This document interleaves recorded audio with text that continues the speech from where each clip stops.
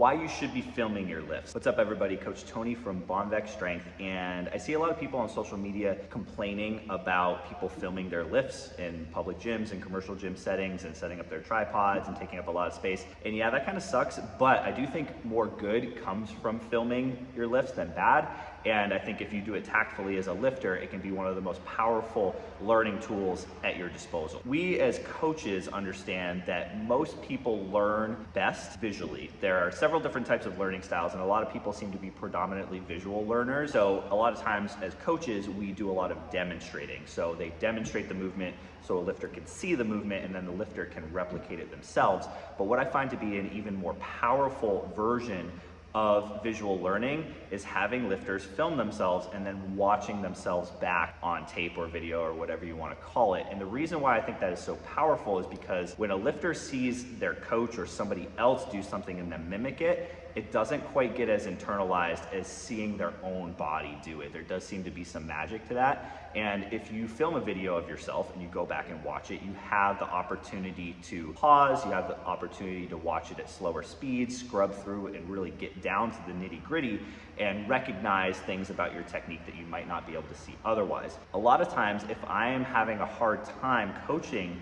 a lifter into whatever technical change that I'm looking for, a lot of times what I'll do is I'll say, hey, can I film your next set? And then I'll film it and we'll watch it back together, and I'll be able to explain to them what I'm looking for, what they're doing, whether it's good, bad, or somewhere in between.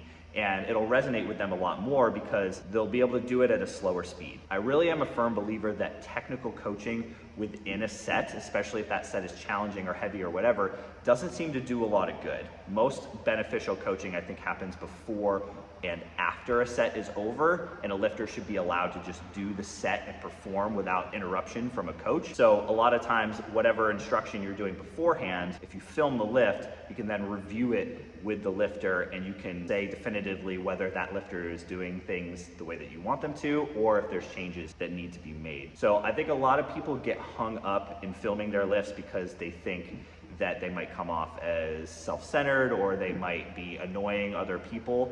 But I think it's helpful to just remember that it's another form of learning. It's kind of self-coaching. So if you don't have a coach, you definitely need to be filming your lifts so you can get that visual feedback. And even if you have a coach, I think you're gonna derive a lot more from watching video of yourself lift than simply watching your coach do a movement and then trying to emulate it there. So if you can get over that kind of self-consciousness of not wanting to film yourself because it makes you uncomfortable about the attention that you're drawing to yourself, remember that the benefit that you are going to derive from filming yourself and watching yourself on video is going to make you a much, much better lifter. And I would trade off that little bit of discomfort of filming yourself for those rewards. Don't be afraid to film yourself. It's one of the most valuable coaching and teaching tools that you have at your disposal.